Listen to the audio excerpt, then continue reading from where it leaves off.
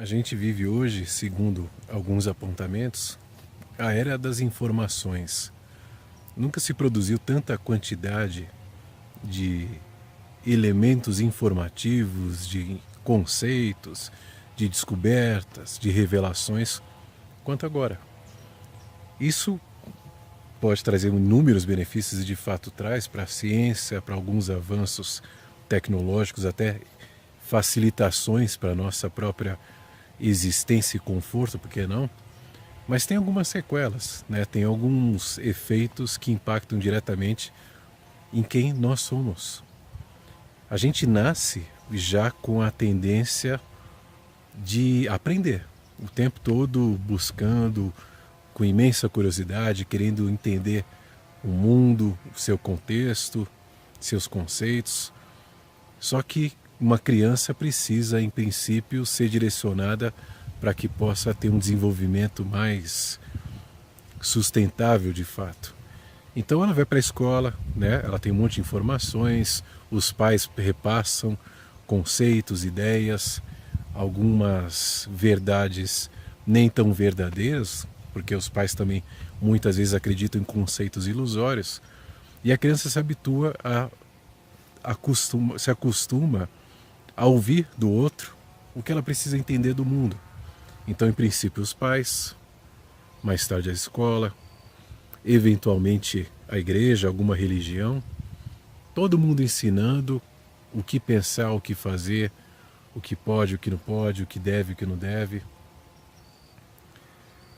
E quando é que a gente começa a pensar de acordo com o nosso pensamento? Para muitos, isso nunca acontece, porque depois de uma fase adulta, vão buscar em mestres, em gurus, em informações, todos os conceitos que eles podem ter. Eu já vi alguns professores de filosofia, inclusive, questionando o questionamento do aluno que dizia, mas eu não concordo com Nietzsche, por exemplo. E ele, enraivecido, dizia, mas como você não concorda com Nietzsche? Como você pode discordar de Nietzsche? E é assim, com essas frases, com essas motivações ao inverso, a gente vai perdendo o ânimo, o ímpeto, a curiosidade para desenvolver um processo em que a minha mente pode pensar. Uma estrutura básica, pensante, para que eu avalie e analise conceitos e promova entendimentos.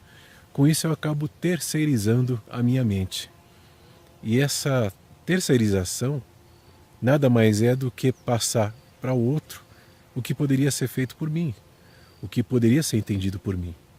Então eu não tenho mais entendimento, eu não crio mais novos conceitos, porque eu leio uma informaçãozinha rápida de alguém que disse que a política é isso ou é aquilo, que a religião é isso ou aquilo, que a filosofia é de determinado modo. E com isso eu acabo esquecendo de promover em mim essa estrutura que vai se fundamentando gradativamente, se exercitada, que é o pensamento, né? Quais são os seus limites em relação ao seu pensamento? Você já buscou a fundo entender o que é o seu próprio pensamento? Alguns conceitos, algumas verdades que eventualmente você questiona e reflete, você tem alguns entendimentos sobre isso ou procura as informações do que os outros dizem? Não que as informações procuradas e de certa forma emprestadas do que os outros dizem sejam totalmente inúteis, mas você precisa ter uma base fundamental para estruturar se o pensamento do outro está de acordo com o seu. Então esse pensamento, esse desenvolvimento, se não foi um processo que aconteceu na infância, pode acontecer a qualquer momento. Está em tempo. Porque você precisa de hierarquias, de símbolos, de imagens de pessoas que pensam mais do que você. Se você tem uma história, se você tem um histórico de vida que formou um contexto com inúmeros condicionamentos, e é isso que faz você pensar da forma que você pensa.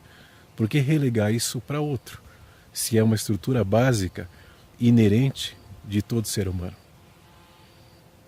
Pensa nisso e veja até que ponto você está ou em quais situações você terceiriza a sua mente e talvez seja hora de resgatar.